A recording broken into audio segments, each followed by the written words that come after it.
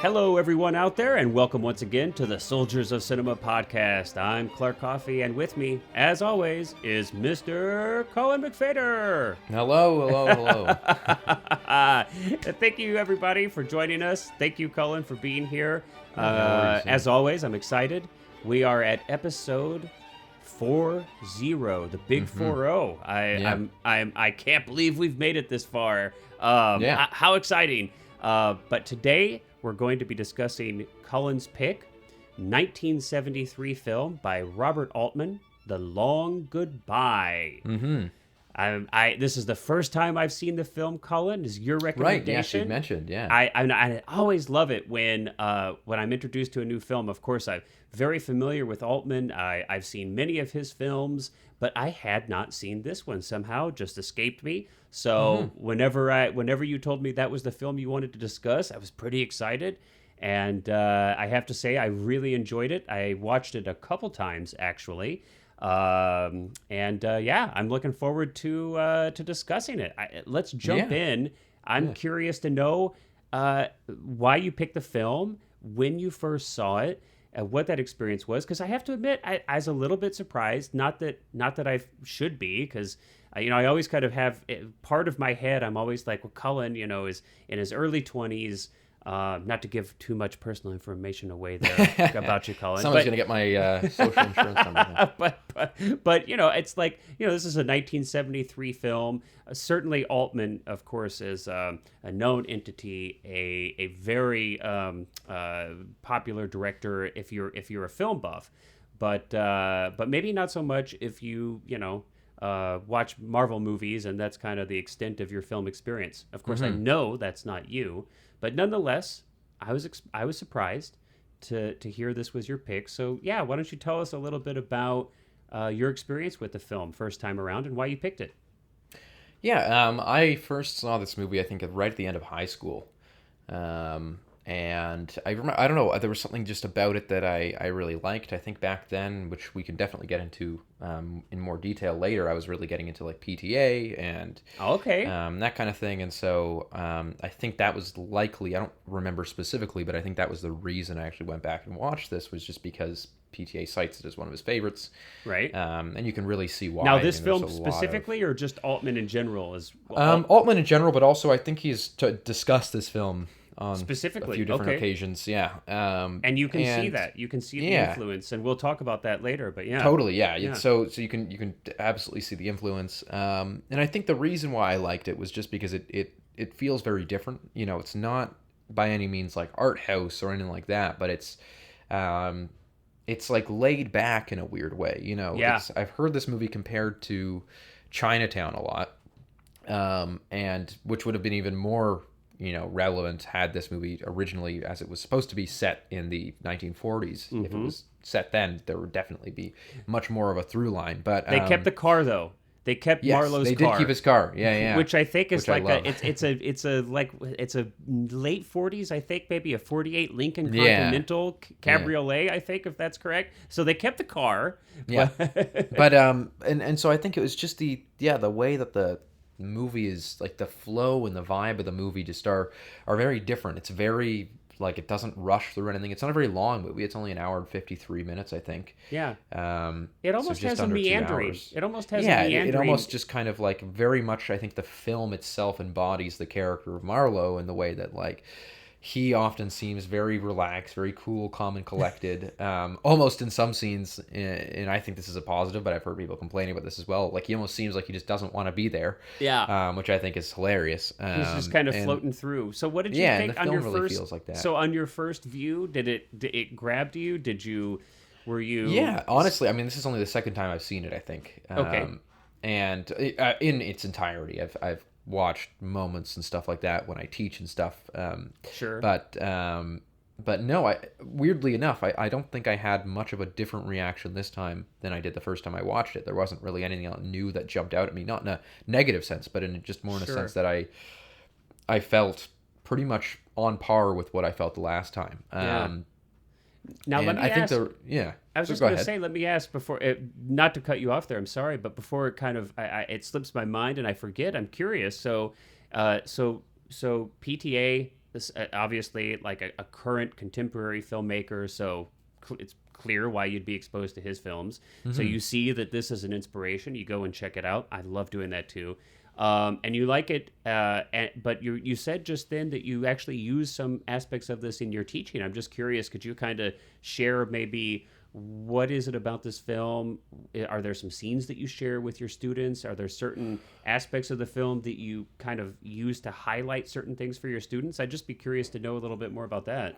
Yeah, there's the element of, I think one of the key elements that I've used this movie for is just like the flow of camera work that Altman never likes to keep, and that's again another point that he makes himself, that he never wants to keep the camera still in it. But, and before I even knew that was really an intention of his, I always kind of noticed that, there's so many scenes where you just feel like the scene is moving. It almost feels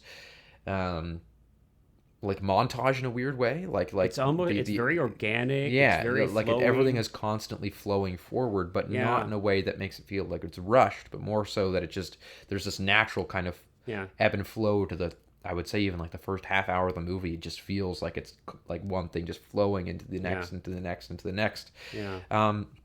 And so I think that kind of, at least for me, whenever I've taught, and usually I only keep this kind of for the more like advanced, like older classes, because it's kind of a little bit higher level thing, but it's kind of the marrying of camera work and storytelling in a very fundamental level. Like, so not necessarily in a way that it's like this camera movement is showing us what this character thinks, but rather that the camera movement itself is if you were to shoot this movie a different way, I don't think that it would work. If you kept everything else identically, but if you didn't move the camera, if you just kept it still or just shot it in a different way, it would feel completely different. And so there's definitely a lot in there that I think is necessary in a weird, which I think most things in a movie are usually the choices that are made. If it's conscious, if it's conscious. But it's definitely like the way that the camera's moving. The way I think back to the first time you see the little guardhouse guy that does the impressions. I love that character. When he's seeing Terry out, when he's kind of like saying goodbye to him right at the beginning, right at the opening montage, and it's like you're pushing in on him and you're zooming in on Terry in the car, and then you're pulling out on the guard again, and then Terry drives away, and it's like the movie is just constantly recomposing, feeling like it's moving and that it's there's always like this kinetic flow to it, which I really like. I think that's just something that really caught on to me when I first saw it, and something that I think subconsciously kind of adopted in things that I've made as well. So sure. Well, I think it is interesting to note, and we're going to touch and expand upon so many more, some of the aspects that you've just talked about more as we go through this. But I think the film really stands out today. Now, when it was made in '73, you and I were just quickly before this podcast, we're kind of reminding ourselves of what films were released, around this film. Where did this film sit? Amongst other films in 1973, and it's like mind-blowing the amount of good films that were released. Oh, it's insane. In North America in 1973. I mean, wow. It's like, just as a kind of reminder to people out there to kind of put you back in the context of what kind of films, the studios were releasing in 1973 in North America. I mean, The Sting and The Exorcist were the two most commercially successful films. I think both films are also artistically fantastic films, but you've got Lucas with American Graffiti. You've got Scorsese with Mean Streets. You've got Malick with Badlands. And I mean, you could go on and on and on. But Serpico, Serpico with Al Pacino. I mean, it's like mind blowing. I mean, and I always, the '70s is definitely my favorite era for film, and this film was surrounded by a lot of really extraordinary films in 1973. But and maybe that's why it wasn't a huge critical or commercial success. It didn't make its budget. It was technically a flop. It didn't make its budget back, and definitely had mixed reviews. And I almost wonder if, that what you just described, that kind of, that organic kind of meandering kind of floaty flow, where and it's not just camera work. You really did touch on something that I think is key. I think a lot of times camera and story are not integrated really well, right? Yeah. Yeah. It's just like, well, we're going to put a camera here, and it's kind of arbitrary, and we're going to scene. Yeah. it's going to capture what's happening, right? And the camera's not fully utilized as a storytelling device in a lot of film, and especially in a lot of TV, because TV doesn't have the time and it doesn't have the budget, and TV's a writer's medium, and you have a different director every episode in a lot of instances. So I think, unfortunately, we're used to the camera not being a very big part of the storytelling in today's day and age, in my opinion. And I think it's really one of the big difference between true cinema and just kind of like, moving picture storytelling. Oh, totally. Yeah. It's always been really bizarre to me. And again, it's definitely a style of directing, but it's one of those styles of directing that I've always been a bit confused about, which is the hands off the camera. And I don't mean literally hands off. I don't think that a director. No, you mean like a laissez-faire attitude. Yes. But yeah, I know many directors who just don't involve themselves in the movement of the camera or in the framing of a shot at all. Yeah, that's crazy. Just, which is, they'll go and work with actors, which is very much important as well. But I've always thought that to me, the big part of being a director is balancing everything. Of course. And being able to, and because it's not, I think also I think the biggest mistake, and, not to get into filmmaking 101, but I think a big mistake that a lot of people make when they're trying to make movies is that they compartmentalize. So they go like, okay, now I'm going to go work with the actors, and then I'm going to go work with the camera, and then I'm going to go talk to the art department. And it's like, no, all those things should be happening simultaneously, because they all have to come. Yeah, it's very and tough, let's face definitely. it. I mean, it's a real challenge, and I think that's, in most other aspects of our lives, right? We're kind of taught like to compartmentalize things. You handle issue A, and then now you move on to handle issue B. And I think it's a way that a lot of people think, and which is a linear, step by step manner, is the way I think many people. That's kind of the way many people's brains are organized. Yes, and I think if you happen to have a brain that's organized in a very holistic way, where you see everything as being interconnected. Look at the bigger picture kind of thing, yeah. And I think that that's a challenging way to go through life. Not to digress too far into kind of some like philosophy of of thinking or something, but I feel like it can be a challenging way to think, because it can take you a long time to wrap your head around things initially. Because everything is connected to you, so you have to consume so much information. But once you do wrap your head around it, it's like, wow, you've got this extraordinary understanding, and it's deep and interconnected, and you can kind of see all the moving pieces. I think film very much requires that if you really want to maximize the medium's potential for storytelling. But I just wanted to say, I think. This film is a great example of not only does the camera work, not only does the cinematography really support the tone, the vibe, if you will, man. Which I think is such a the story. That more so than I think anything we've done otherwise, like that tone but so do the performances, especially and specifically Gould's performance. So Elliot Gould plays Philip Marlowe, who's the lead in this film.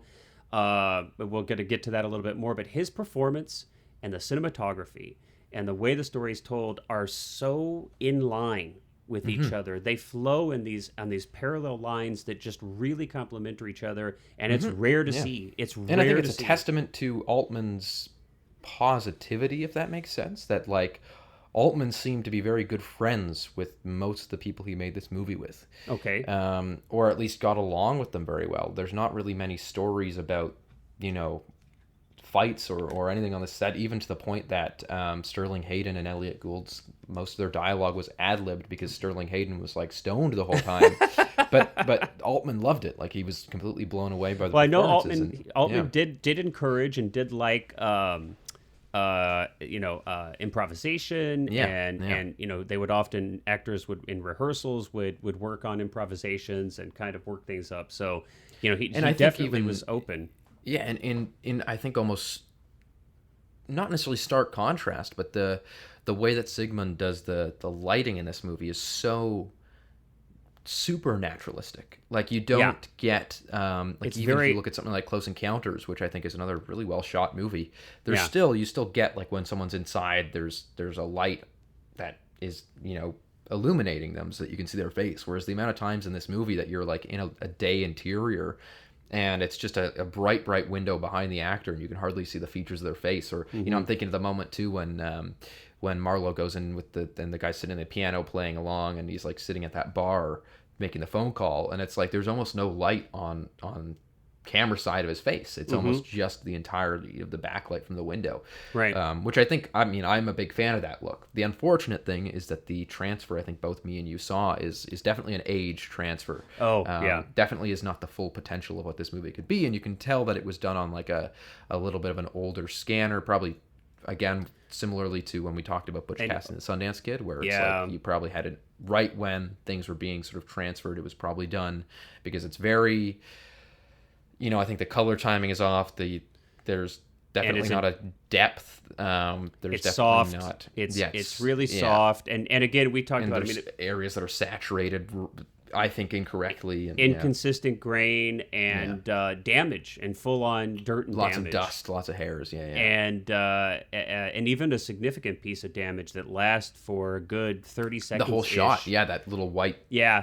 And of course, that has nothing to do with the film. Of course, that's that's not a reflection on the film. Sadly, though, and I feel this is worthy of something like a Criterion Collection release would be fantastic. Restoration release. And I hope that they do that, but. I saw this here in the United States on the Criterion streaming service. You, I think, saw it on iTunes. Is that correct? Yeah, I rented it at the Apple. You rented TV it through iTunes, and it sounds like that there's only this one transfer, sadly.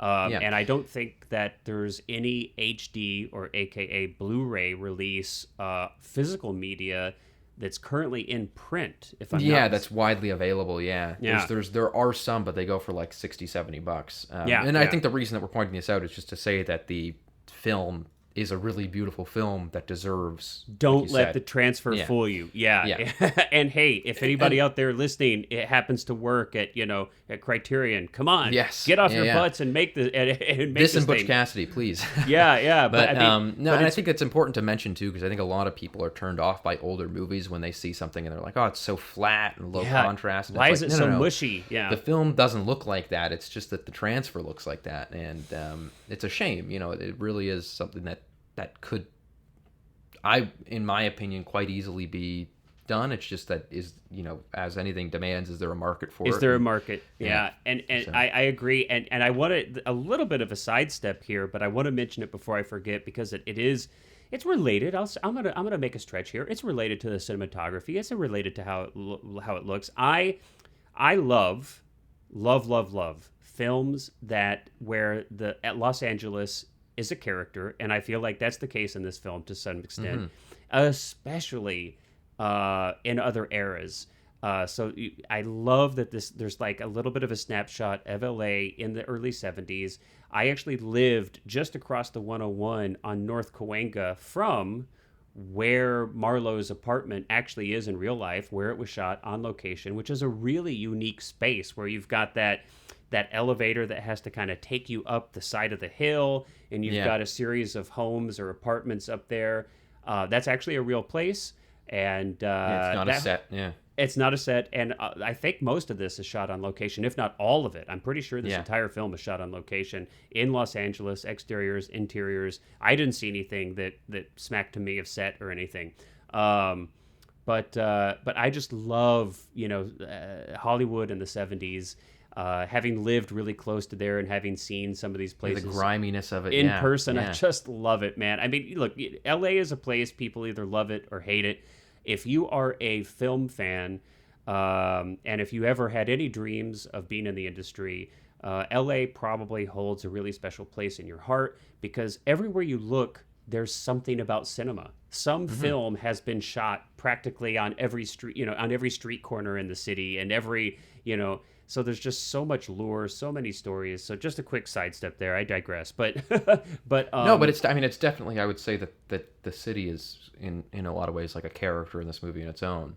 Yeah, because the vibe. I mean, I think that even the production design, right? The location, it's just so perfect. You've got this, it's so unique, and it kind of almost takes you into another little world. Marlowe has to kind of go up this elevator. His apartment is pretty unique. It's small. It's got that totally if you've ever lived in an old apartment in LA, so many of these homes were built in like the 20s, 30s, and they're these, little kind of cottagey, bungalowy kind of, it's like that vibe just comes right off of his apartment. Yes. Yeah. And you've got his neighbors, which crack me up. Yes. The yoga ladies. The women, like the yoga women who are always on like hash brownies or acid or something. It's kind of... And again, that's what's so, like, I think that even exudes the whole feeling of the movie as well, that like those characters are such a part of the movie without really being a part of the movie. Like that there's not and much... it's accurate. Like, yeah. I mean, maybe not the part... It's really great set dressing in a way. Like it's not even it's a part of a whole of kind of communicating a feel but doing it visually. Yes. But this is kind of LA. Like if you lived in that area today, you're gonna your neighbors are likely gonna be some really eccentric, unique people. I mean, and this is one of the things that I love about Los Angeles. But this is not Iowa suburbs. This is like Marlowe's attitude towards them, where he's totally nonplussed. I mean, he doesn't even think anything about it. That's like the way you get if you live in LA, because there's like just eccentric people everywhere, which is fantastic. I love it. What's also interesting to me about this movie is that it, we've talked a lot. We've tried to do, I think, movies that are unique or movies that we love from especially from different eras. And this, to me, I think, perhaps more so than anything else we've done, is a movie I don't think could ever be made today. Sadly. I do not think that a movie like this, and again, to kind of bring back PTA, perhaps, I think the closest we've gotten recently was Inherent Vice, which even then is a very different feel to this movie. But I don't even think Inherent Vice could be made today. Oh yeah, perhaps not. I mean, perhaps with not on that like budget, PTA not on 70 millimeter. I don't think on that budget. I really don't. I think what film did PTA come off of? I'm trying to remember. I think it was just The Master that he had done. Okay, and then he did Inherent Vice, I believe. Right, and I can't remember how commercially successful The Master was, but I think it did quite well commercially. The Master was quite, and then Inherent Vice, I don't think was very... Yeah. So I think, Paul Thomas Anderson coming off of There Will Be Blood and coming off The Master, commercially successful, very successful. Yeah. And I think, the studio gave him money for Inherent Vice because of that. But I don't... I almost wonder if you'd have that kind of budget for that film today. Yeah, much less. Yeah. I'm agreeing with you. Much less this film today. And you and I had talked about this, and I think it's an interesting, just not only would this movie be very difficult to make at this budget and be released theatrically, but Elliot Gould as a leading man, I almost wonder if that could happen today. Yeah, he's in that. I've always, again, said that this, like, there's this kind of, I guess, league of, like, everyman that aren't, supermodels, which is like the Roy Scheiders, the Elliot Goulds, even which someone used to be pretty standard. I mean, which was a very common thing, and for some reason nowadays you can't. It's like a lost art. Like you can't have your main character not be Tom chiseled, Cruise, Brad Pitt, all these like I don't even know their names. Sorry, like all these Marvel studs who are like super ripped and 6% body fat and whatever. It seems like every leading man almost it's like the Tom Cruisification of leading men, where everybody's got to be ripped and buff and beautiful. It seems like. Now, to be fair, we're whining about this, but this is a situation that women have experienced in film Oh, absolutely. Since the art form's inception. So here we are whining and moaning about how leading men have to be these extraordinarily externally beautiful creatures. Well, hey, I mean, sadly, that's been the case for women times 10. Yeah. Yeah. So, hopefully this will improve somehow for all people. And I personally prefer like unique, eccentric, both externally and internally, performers and performances. Definitely. Yeah. So Elliot Gould has such I am not, I want to make sure it's not that I'm not a fan. I just don't know too much about him. Outside of his films with Altman, MASH, and this film, and I think he might have been in one or two others. I mean, honestly, my exposure to him is not that great, but I thought he was fantastic in this film. Oh, he's great. Yeah. I mean, it's one of those things again where it's like you just feel like he landed in this role so perfectly. Yeah. I love his little asides, and this is a big part too, and we can kind of jump into this. Maybe, who knows, we'll sprinkle it in. But sound design is obviously a huge part of Altman's direction. Yeah. I think that he kind of pioneered to some extent, right? Like some like multi-track audio recording, hiding mics on actors, and running a lot of different tracks at once so that we can record overlapping dialogue, but still get it cleanly. It's super necessary in this, especially considering that like Elliot Gould's half of his lines are delivered like under his breath. As an aside, they're super low, yeah. Right, and and I don't know. I'll ask. Maybe maybe you don't. But I'd be kind of curious if there's any ADR in here, and to what extent there's any ADR. I'm not quite sure. I'm not sure. Yeah, I couldn't tell, but I know that that's the other shame about this movie is that there's not really a lot of like BTS like features, making of Criterion. There's no like supplementary material. Yeah, we need your Criterion. I mean, yes, please. Yeah. My hunch is that there probably wouldn't be a lot. From my understanding of how important sound was to Altman, and how I mean, and you and I, and I'm sure you as a teacher, and I've been through this myself, and we talk about this a lot as we kind of share advice and talk to other aspiring filmmakers. How important sound is. And I think every budding filmmaker has a story where, the first project they ever work on, they spend all this time working on the visuals, and you neglect the sound to your own serious detriment. And when you start putting it together, you realize, oh my God, sound is really, really, really, really important. I screwed this up. I mean, again, plaster mics wherever you can, get as much as you can. That is clearly pretty much something that Robert Altman invented, and I think that that's something that has become the norm. And get as wide an array of sound and backups of sound, and everything you can just to make it sound very good. Because that's one thing I will say about this movie, even though it does have that very 70s feel of sound where it's like there's a little bit of like kind of a little staticky, and it's not perfect fidelity, but limitations. But it does have, again, I think that those exactly were technological limitations of the time, not craft faults of a craft. Exactly. Yeah. And it sounds great. Like I would say, even making that point, that it still sounds just really, imagine really good. A nice lossless track, Criterion. Oh my God. Wink, nudge, nudge.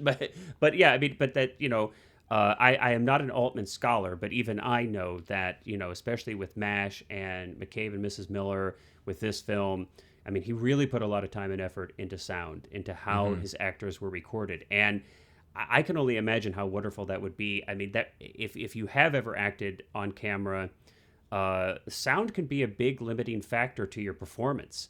If you don't have, now thankfully digital recorders are improving.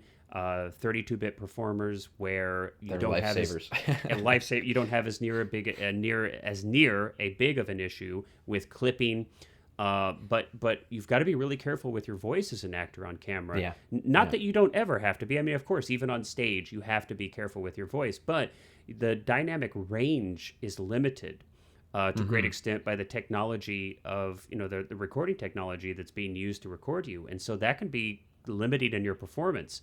So to have a director who's taking that into account, and who's freed you up to be able to use like the full dynamic range of your voice, of your volume, and to not have to worry about just standing in one specific corner so that your, one specific tiny little mark so that your audio can be properly recorded, is really freeing. And I imagine with such a fluid camera, right, with so much recomposition, with so much camera movement, I can't imagine being a boom operator there trying to capture all of this. It just wouldn't work, No.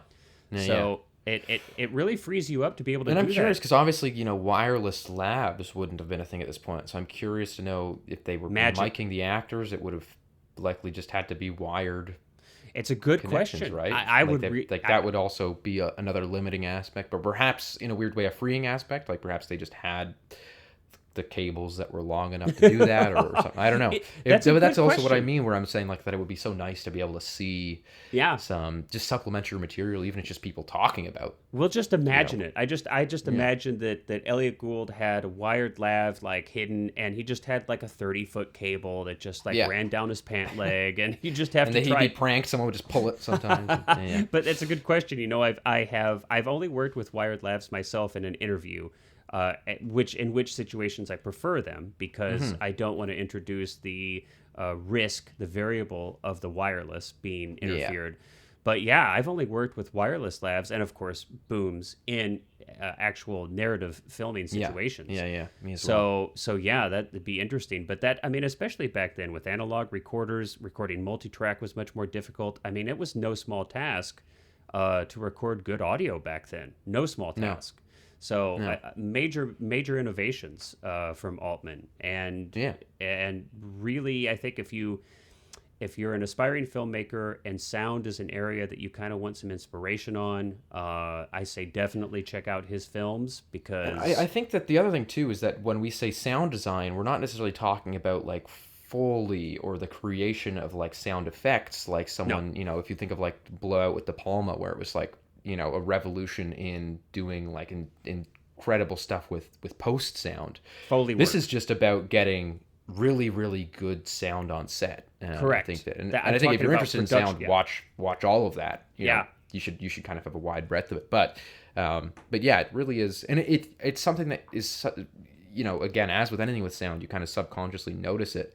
Like it's not like you're sitting there going like, man, the lav work on this is really great, because good sound, you shouldn't really notice it. Right. But I think that is also one of those things that it does. Like there's few and far between movies from that era that sound this good. Even The Godfather, there's plenty of moments in The Godfather, which was made, The Godfather 2 came out, or Godfather 2 came out after this, and Godfather 1 a year prior. Right. That there are moments in The Godfather where you can tell that they kind of had to crank some gain to hear the actors, and little not ADR. That, I think that the Godfather has incredible sound design as well, but you can definitely tell why Altman's method of doing this way became such a standard in the industry, of just like loading up as many mics as you could to make sure that you caught every dynamic sound and every single. Well, I think it's still better, frankly, than a lot of films, honestly. Yeah. Not from like a purely technical perspective, because of course recorders and microphones have come a long way since then. I'm not talking about that, but I mean the artistic intent of how things were recorded. I think that the director was so involved in it, and that overlapping audio for which he's so known really is a huge part of this flow that you and I keep coming back to and talking about, which is so indicative of this film and his best films. It's not just the fluid camera, it's not just the performances that are seamless, right? But it's the audio, it's overlapping audio, it's Marlowe talking to himself under his breath, and we can hear it, and it doesn't sound ADR'd or cheesy or kind of plugged in after the fact.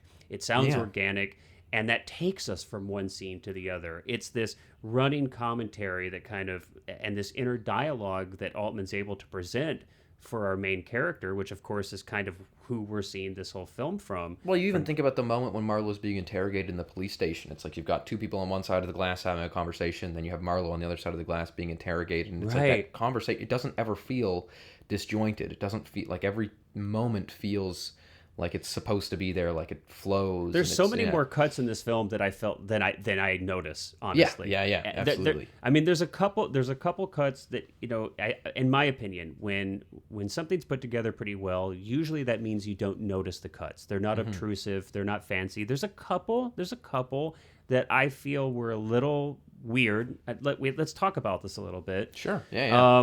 And I understand there's technical limitations. It's almost kind of like a you know, it's like a stunt shot or kind of like a special effects shot. They've got some sugar glass or something, but the cut where the Coke bottle is smashed into this poor woman's face by the mobster guy whose name is escaping me, but the who played that? It was Marty Augustine. Marty Augustine, played by Mark Rydell. Who I think did a great job. I want to talk about this a little bit too. Oh, what a wonderful characterization of that. Scary, dude, but like scary, but also like weirdly like again, like you've got this undertone of comedy to it. Almost really, like this, like mousy, like physically kind of mousy, but also yet still.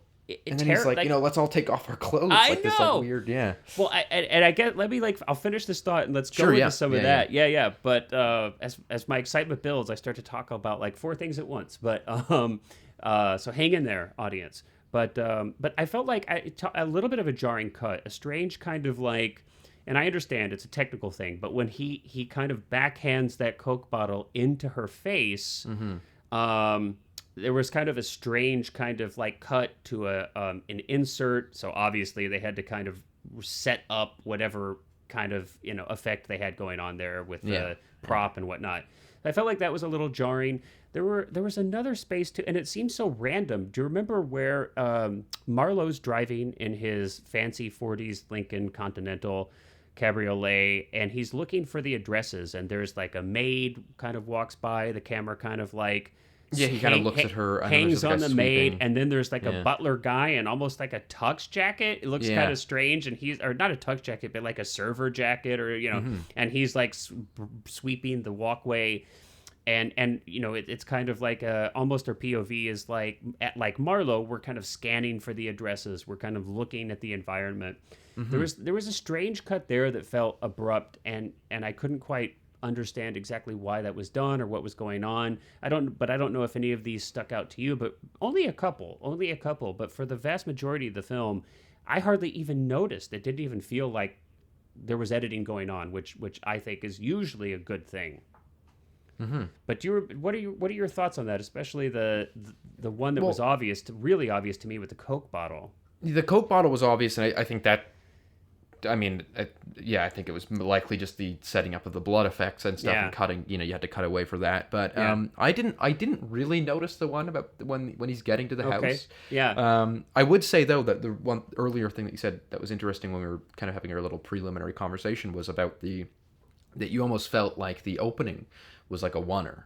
I almost did.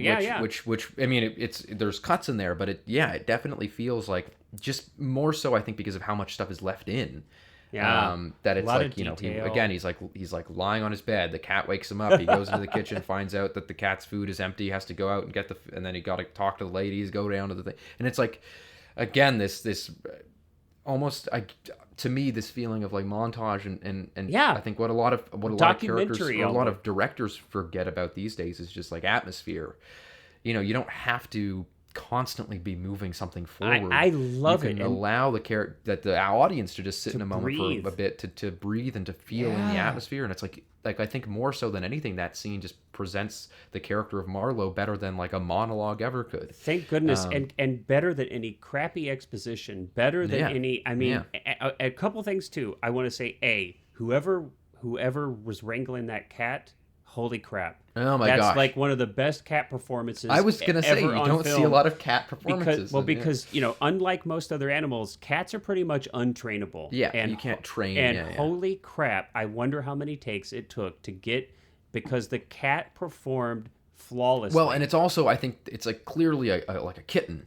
Like a pretty young cat. I mean, they must have not fed that. I think that they tend to be, you know, younger cats tend to be much more easy to get to come to you, or with some food, or maybe. But, I mean, I've got 2 cats, So immediately right off the bat, I'm in love with this film because here's this super cute cat, and if you've ever had cats, this is like what they do. They like jump on you and they wake you up, and it's they like want food. and they want food. Really cute cat. Yeah. It's really cute cat, but I mean, so I kind of joke. I mean, but I do love cats. I'm not joking about that. But I am really impressed actually with how they made that scene work with a cat, because that's not easy, and it seemed like it was specifically choreographed. And that had to have been challenging. Like, totally, yeah, I can imagine. But the important part, though, that you just stated, and I totally agree, is that here we are introducing a character, and so many times I think films are they feel forced, they feel rushed, and they feel like they've got to introduce character with dialogue, exposition, kind of explaining to us something, telling us about a character.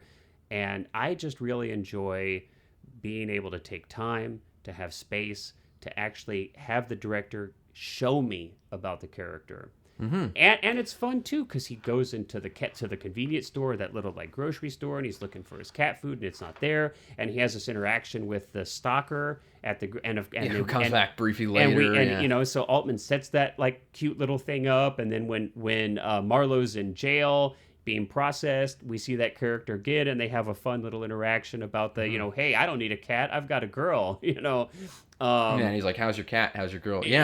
There's the funny part too. I mean, another thing about the intro, actually, that we haven't mentioned yet is, the score, John Williams' score, which is definitely one of, I would say, not lesser known to people who are big into film scores than John Williams, but a lot of people, I would assume, don't know that the guy who did Star Wars, Superman, Indiana Jones, Harry Potter, Jurassic Park also did this, again, relatively low budget movie for the time. And it's a unique This was score. definitely the sort of the beginning of John Williams' career as well. John Williams had done a few, movies, but John Williams primarily came onto kind of like the world stage as kind of a superstar after Jaws. Yeah. But you look at this movie, and it's such a unique score in the way that Altman specifically wanted pretty much every song to be the same, or the same melody, which was the Long Goodbye song, written title by song, John Williams. And who was the other guy that wrote it? Johnny Mercer. Yeah. But that it's like every version of the song is played in a different style. So, but intercut with scenes. So again, going back to the opening scene where you've got Marlowe going down to like get his cat food, that's intercut with his friend coming to see him. Right. After killing his wife, and he's got the same song on the radio, but it's in a different style. Like it's a completely different style. It's kind of like more of like a samba, bossa nova almost. Yep. And so we've got this like piano jazz as Marlowe goes to the thing, and then there's like the music is playing on the radio in the convenience store in a different style. And so I love that. I love it when things like that are made parts of, like, I think again you've got modern era, and even back then pretty frequently scores were just meant to kind of be background noise that they just filled in the blanks, whereas I think that this to have a director choose to do something really unique and interesting with the score is really cool to me. Like that's a really like neat idea, and again, it just kind of feels like it brings the whole movie together in a way that it almost ties a neat bow around it. And it's one of those things that if it was missing from the movie, the movie wouldn't be altered in a huge way, but because it's there, it just adds this level of detail that I really like.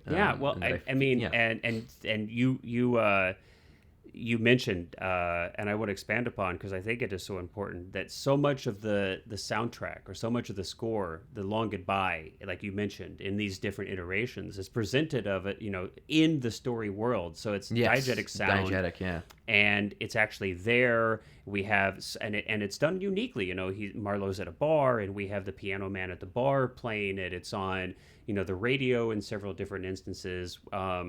We have all these different moments where it's actually the result of an interaction in the story world that the music is presented. So we talk about performances, camera, the sound, as far as like how dialogue's recorded, how the score is presented in the film.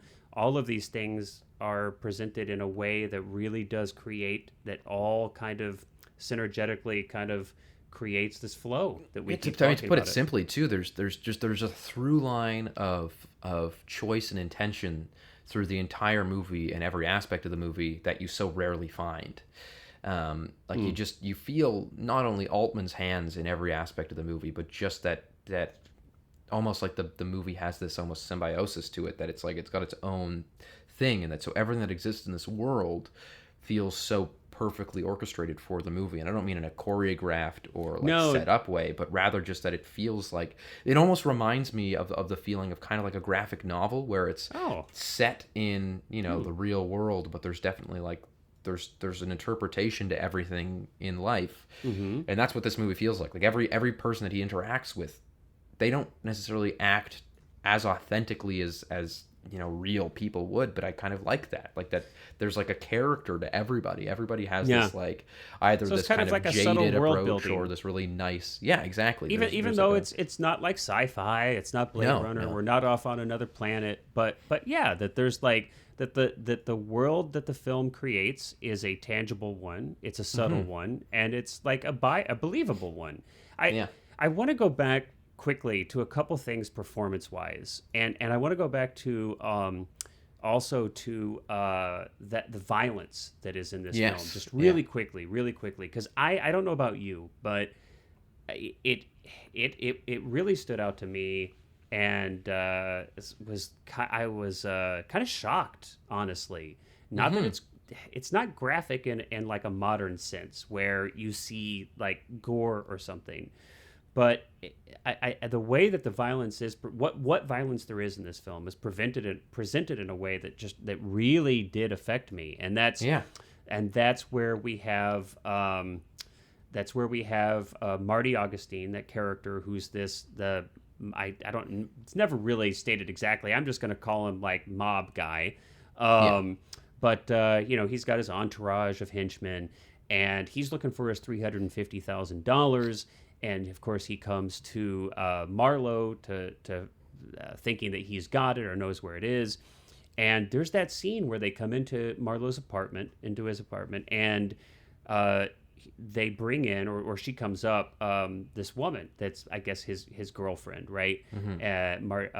Marty's girlfriend. And the way that he kind of is threatening Marlowe, but talking to her. Using her as a proxy for like, I'm not going to hurt you, I'm going to hurt her. But it's like, this is someone I love. But he talks now, right, and you see what I do with you. Yeah. He goes on this monologue about how much she means to him, and how much, which is also kind of funny because it's like, well, I mean, you're not my wife, but I mean, outside of my family, like you're the most important thing to me. I mean, I'm cheating on my wife. There's this really funny element to it too. Again, where it's like Marlowe has this. Like there's no, in a very interesting way, the stakes and the violence in this movie are presented, like the violence is super brutal. He doesn't respond to it, but he almost is like clearly like it's like this buddy things with all these people who are threatening him. Like he's just kind of like making jokes with them, and there's the one guy that is kind of the youngest of those mob groups, and he's like assigned to follow Marlowe, and Marlowe's kind of helping him out, like, I'm not supposed to see you following me. And there's this and I think that really again to go back to PTA, that's something that is a tone in a lot of PTA movies, this almost really, really black comedy. But where everyone else is kind of, there's also this like almost weird stupidity to it. And I don't mean stupid in the way that it's written or stupid in the way that it's presented, but just that every character almost seems to just be slightly dumb in a really fun way. And it kind of, but again, that is so juxtaposed against this really this like violent outbreak, and then later on in the film but the way that sets that up, I mean, that's intense, and it's unfortunate that there's only a few women characters in the film, and sadly they're either kind of presented half naked as Marlowe's neighbors, or have violence committed against them. So that's unfortunate, but then the way Altman sets that scene up, where we have Marty just smash this bottle into her face, and it's really horrific. And you're right, Marlowe does not respond the way you would think most people would respond. He seems pretty nonplussed. But then we come back later, and there's like a replication of the scene. And so we know what happened the first time. She's in bandages, and right, and we see kind of this, the results of now she's got all this. She's like, clearly her nose has had to be like fixed, and there's all this bandage all over her face, and now Marty's brings her in again, and he's talking to her again, just the same way that he talked to her before whenever he hit her. And so, at least for me, I don't know about you, but I was just like, the suspense was tense. like, I'm just like, oh my gosh, don't do it, don't do it, like, again. please. Yeah. Now, thankfully, he doesn't. But, oh my gosh. But you're right. And then what he does do is pretty funny. I mean, instead of Schwarzenegger's there. We have to give Arnold Schwarzenegger's there. It's I think just real quick, we'll digress. I think you had mentioned that he was in Hercules in New York, where of course he has his voice dubbed out. So he clearly, and he's just an extra here. I don't even know if he's credited. He doesn't have any lines. He's not credited. Yeah. And I mean, he was in the middle of his Mr. Olympia win streak. I mean, so in the bodybuilding world, he was like on top. He was numero uno, but he had yet to make his impact in film. So it's definitely funny to see him here, and he gets to take off his clothes. But that's what I mean, is that it's really weird. Like, you think that oh god, he's gonna hit her again or something like that, or there's gonna be some sort of outburst of violence, and then he's just like, everybody take off your clothes, and you're just sort of sitting there like, well, because it's like that's how we've got to be honest. It's like, I'm vulnerable. If I take off my clothes, then we can be vulnerable and honest. I'm just like, So again, there's this weird sense of humor that goes under the whole thing. That's very much not necessarily, I think, like if you read the book, I haven't read the book, but I don't think the book is in any way comedic. I think the book's much more I've not read the book. Yeah. And whereas there's a lot of humor. Yeah, and I think that, again, that comes a lot from, like, you watch something like The Master, which on a whole is not a very funny movie, but you've got these funny little bits, like when Joaquin Phoenix is taking the pictures of the guy and he keeps sliding the light closer to him, and the lights are so hot that the guy's like leaning away from the light, and Joaquin keeps sliding. Things like that are, I think, super Altman-y. Keep very clearly, very much. I think there's a lot of humor, and I think, you talk a little bit about, Elliot Gould's Marlowe being kind of detached or being, not having a lot of serious reaction to the violence that goes on, to the threats that go on. I mean, and actually, Marlowe actually even ends up killing in cold blood his friend at the end. Spoiler alert, but hey, if you've not seen the film by now, 50 years later, then I think it's okay. But Marlowe actually ends up eventually, he kind of comes to the end of the conclusion of the mystery kind of part of the story, part of the film, and come to find out his friend, who he in the beginning of the film takes to Tijuana, actually ends up kind of he's still alive. He's faked a suicide, and he's actually been cheating with the woman from the other case, Eileen Wade. But it's all connected, and it's all connected, and and there's not a whole lot of, it's like, Marlowe pulls out a gun and shoots him, and that after it's confirmed that his friend has done this to him. He doesn't do a lot of thinking. He's like, I lost my cat. And literally, and the ending, I think, is, I actually, it's hard to end a film. There are a lot of great films that it's like the ending just doesn't quite do it justice. Good endings are tough. I think this ending is amazing. Because not only do we kind of wrap up the whole kind of mystery plot part, we get this, I think it's great, where we have Marlowe kind of walking down this like really long shot, the long lens. He's walking down this beautiful road, and we see Eileen Wade, Nina Van Pallant's Eileen Wade, driving towards us in a Jeep, and she kind of glances at Marlowe, kind of recognizes him, thinking like, what is he doing here? And then heads on down. Especially after having ignored him last time they saw each other. Exactly, because of course we know what's going on. So we know she's getting ready to find that the man that she wanted to escape away to Mexico with is dead.